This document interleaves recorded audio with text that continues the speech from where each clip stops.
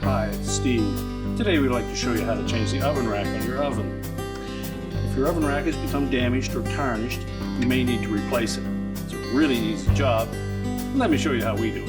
Now to do this repair, first of all, allow the oven to cool if you've had it on. And simply open it up and pull the old rack out.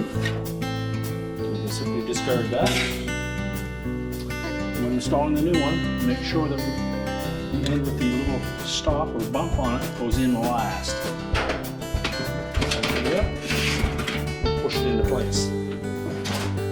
Now to prolong the life of your racks, we suggest that you never leave them in the oven when you use a self-clean cycle. And the easiest way to clean these is to put them on a plastic bag, such as a garbage bag, spray them with some oven cleaner, cover it up, allow it to soak, and then rinse it off. Your repair is complete.